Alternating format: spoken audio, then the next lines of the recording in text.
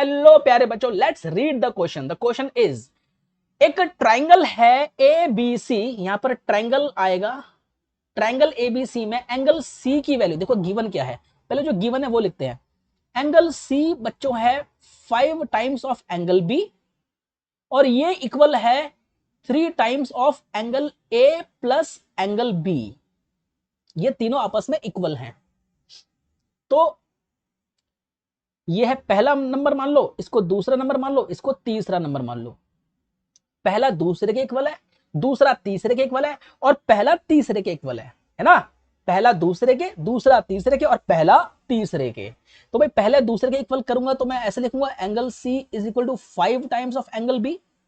दूसरा तीसरे के करूंगा तो लिखूंगा 5 times of angle B is equal to 3 times of angle A plus angle B. और अगर तीसरा पहले के करूंगा, क्योंकि वो भी इक्वल है, आपस में तीनों इक्वल है, तो ये हो जाएगा angle C is equal to 3 times of angle A plus angle B. ये तीनों कंडीशन हमें गिवन है। अच्छा, लेकिन आपको एक बात पता है, किसी भी ट्राइंगल में तीनों एंगल का सम कितना होता है? Angle A plus angle B plus angle C होता है 180 डिग्री, है ना। Angle sum property, angle sum property. अब एंगल ए को मैं क्या लिखूं, एंगल सी को मैं क्या लिखूं, एंगल बी को मैं क्या लिखूं? इसमें तो तीन तीन वेरिएबल है। अरे बहुत आसान है, सुनो।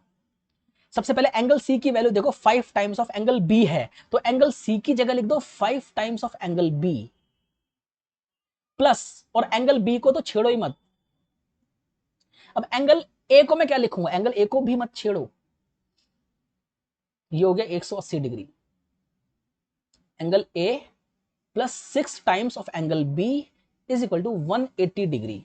This is equation number 1।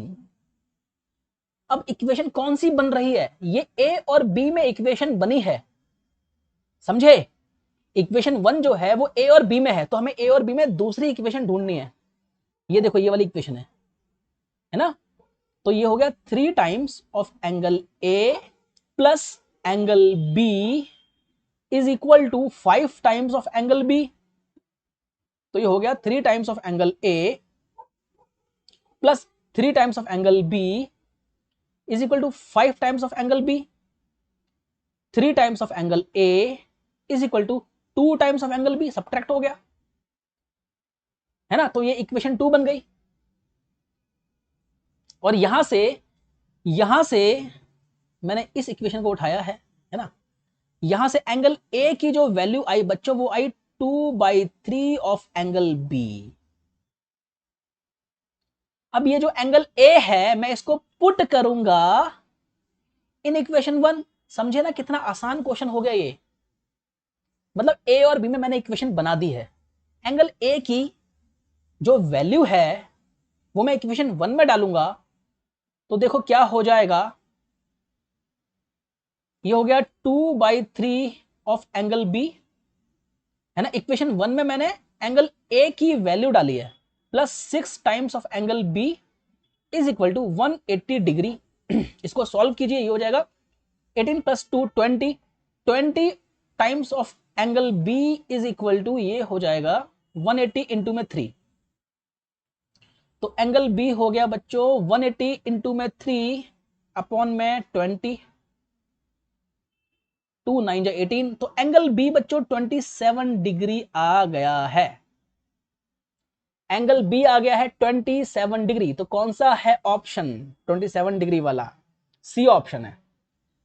इसका मतलब ये नहीं कि आगे सॉल्व नहीं करना। बी आ गया है 27 डिग्री। अब इस बी की वैल्यू में इक्वेशन 1 में डाल दूंगा, मतलब इक्वेशन 1 में नहीं, इसमें डाल दूंगा। इसको मैं इक्वेशन 2 मान लेता हूं। एक सेकंड, ये जो मेरी एक इक्वेशन आई थी ना, इसको मैं इक्वेशन 2 मान लेता हूं। तो एंगल बी को मैं पुट करूंगा इक्वेशन 2 में, तो मैं यहां पे कहीं नीचे लिख देता हूं, put angle be in equation number 2। तो ये हो जाएगा 27 इंटू 2 54, 54/3, है ना। एंगल ए आ जाएगा यहां से 54/3, तो ये हो जाएगा 9 15 या 18, 54/3 करते हैं, रुको, 18 डिग्री। तो एंगल ए आ गया 18 डिग्री, तो एंगल ए 18 है, एंगल बी 27 है, तो एंगल सी कितना होगा, एंगल सी कितना होगा, अरे 180, तीनों एंगल का सम कितना होता है 180 डिग्री, दो एंगल पता है तो तीसरा तो आ ही जाएगा, समझे, एंगल ए आ गया, एंगल बी आ गया, और तीनों एंगल का सम है 180 डिग्री, तो दो एंगल अगर पता है तो तीसरा तो आ ही जाएगा, 180 में से दोनों का सम माइनस कर दो, तीसरा एंगल आ जाएगा, तो सी ऑप्शन होगा। Hope you understand this beautiful question. Thank you very much.